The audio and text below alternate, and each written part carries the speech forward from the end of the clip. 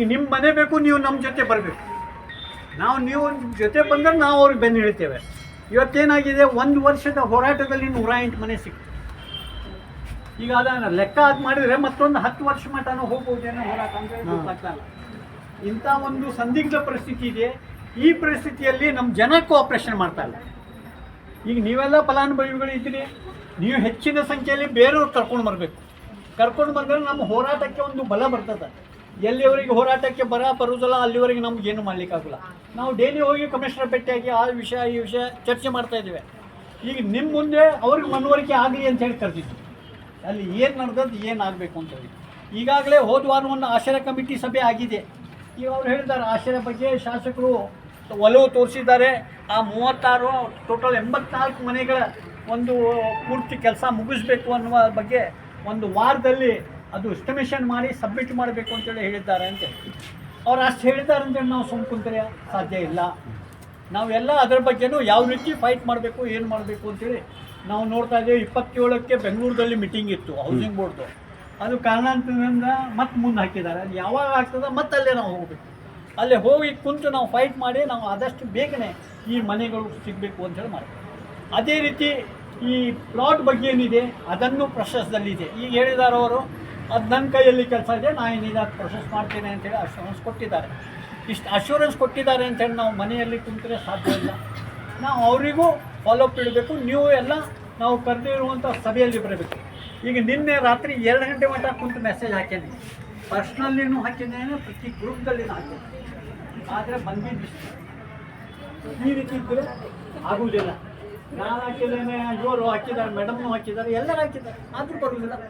ಈಗ ನಾವು ನಿಮ್ಗೆ ಲಾಸ್ಟ್ ಟೈಮ್ ಹೇಳಿದ್ವಿ, ನೀವು ಬರೋವಾಗ 2-3 ಜನ ಕರ್ಕೊಂಡು ಬರ್ತೀವಿ, ಬಂದಿಲ್ಲ. ನಾಳೆ ಮನೆ ಹತ್ರ ಹೋದೆ, ಮನೆಯಲ್ಲಿ ಕುಂತಿದ್ದಾರೆ ಆರಾಮ್. ಯಾರು ಆ 35 ಜನ, ಅದರಲ್ಲಿ ಒಂದಿಬ್ರು ಬಂದಿದೆ. ಹಿಂಗಾಗೋದಿಲ್ಲ. ನಾವು ಎಲ್ಲ ಸೇರಿ ಈಗ ನಮ್ಮ ಮನೆ ಸಿಗಲಿಕ್ಕೆ ಯಾವ ರೀತಿ ಹೋರಾಟ ಮಾಡಿದ್ದಾರೆ, ನಾವು ಅವ್ರ ಜೊತೆ ನಿಲ್ತೇವೆ ಅಂತೇಳಿ ಮಾಡಿದ್ರೆ ಖಂಡಿತವಾಗಿ ಆಗ್ತದೆ. ನಾವು ಈ ಒಂದು ವಿಷಯ ಬಗ್ಗೆ ಭಾಳ ಸೀರಿಯಸ್ ಆಗಿ ಬೇರೆ ಯಾವುದೂ ತಗೋತಾರೆ. ಯಾಕಂದರೆ ನೀವು ಕಷ್ಟದಲ್ಲಿ ಇದ್ದೀರಿ, ಬಾಡಿಗೆ ತುಂಬ್ತಾ ಇದ್ದೀರಿ. ಎಷ್ಟೋ ಜನ ಈಗ ಬಾಡಿಗೆ ತುಂಬಲಿಕ್ಕೂ ಆಗ್ತಲ್ಲ, ಅದು ನಮ್ಗೆ ಗೊತ್ತಿದೆ. ಅದನ್ನು ನೀವು ತಿಳ್ಕೊಳ್ಬೇಕು. ಹೌದು, ನಮ್ಮ ಕಷ್ಟ ಇದೆ, ನಾವೆಲ್ಲ ಸೇರಿ ಏನಾರ ಮಾಡುವ ಅಂಥೇಳಿ ಮಾಡಿದರೆ ಖಂಡಿತವಾಗಿ ಮನೆ ಸಿಗ್ತದೆ. ಮತ್ತು ಇದಕ್ಕೆ ಖರ್ಚು ವೆಚ್ಚನೂ ಇದೆ. ಕನಿಷ್ಠ ನೀವು ಕಾಂಟ್ರಿಬ್ಯೂಷನ್ನು ಕೊಡಬೇಕು. ಈಗ ನಾವು ಬೆಂಗಳೂರು ಹೋಗ್ಬೇಕಾದ್ರೆ ಎಷ್ಟು ಖರ್ಚಾಗ್ತದೆ. ಈಗ ಮೊನ್ನೆ ನಾವು ಕಾಂಟ್ರಿಬ್ಯೂಷನ್ ಮಾಡಿ ಹುಬ್ಬಳ್ಳಿ ಹೋದ್ವಿ. ಇಂಥ ಪ್ರತಿಯೊಂದು ವಿಷಯ ಇದೆ. ನೀವೆಲ್ಲ ವಿಚಾರ ಮಾಡಿ ನೀವು ನಮ್ಮ ಜೊತೆಯಾಗಿ ನಿಂತರೆ ನಾವು ಇದು 1 ವರ್ಷದಲ್ಲಿ ಒಂದು ಟಾರ್ಗೆಟ್ ಇಟ್ಟು ನಾವು ಫೈಟ್ ಮಾಡಿದ್ರೆ ಮತ್ತೊಂದು 300 ಆದರೂ ಮನೆ ನಾವು ರೆಡಿ ಮಾಡಿಸ್ಲಿಕ್ಕೆ ಸಾಧ್ಯ ಇದೆ. ಇಲ್ಲ ನೀವು ಅಂದರೆ ನಾವು ನೀವು ಹಂಗಿದ್ರೆ ಮುಗೀತದೆ. ನಿಮ್ಮ 70,000 ರೂಪಾಯಿ ದಾನ ಅಂತ ಹೇಳಿರಿ. ಈಗ ನೋಡಿ, ಹಿಂದೆ ಸಾಕಷ್ಟು ಪ್ರಾಬ್ಲಮ್ ಮಾಡಿದ್ದಾರೆ. ಕೆಲವು ಜನ 70,000 ತುಂಬಿದ್ದಾರೆ, ಅಲ್ಲಿ ರೆಕಾರ್ಡಲ್ಲಿ 50 ಇದೆ, ಅವ್ರ ನಂಬರೇ ಬಂದಿಲ್ಲ. ಎಷ್ಟೋ ಜನ ಇದೆ. ಅದು ಈಗ ನಾವು ಒಂದೊಂದು ನೋಡ್ತಾ ಇದ್ದಾರೆ, ಆದರೂ ಜನ ಮಾತಾಡಲ್ಲ. ಅದೇ ನನಗೆ ಆಶ್ಚರ್ಯ. ನಾ ಪ್ರತಿ ಮೀಟಿಂಗಲ್ಲಿ ಅದು ಕೇಳ್ತೇನೆ, ನಿಮ್ಗೆ ಯಾರ ದುಡ್ಡು ಬೇರೆಯವ್ರು ಕೊಟ್ಟಾರೆ ನಾ 70,000 ಅಂತ ಹೇಳ್ತಾರೆ. ನಾ ಬಂಗಾರ ಮಾರೇನೆ, ನಾ ಬಡ್ಡಿನ ತೊಗೊಂಡೇನೆ. ನೆಕ್ಸ್ಟ್ ಮೀಟಿಂಗ್ ಕರೆದಾಗ ಬರಲ್ಲ. ಈಗ ನಮ್ಗಿಂತ ಹೆಚ್ಚಿಗೆ ಒತ್ತಡ ನಿಮ್ಗಿರ್ಬೇಕು.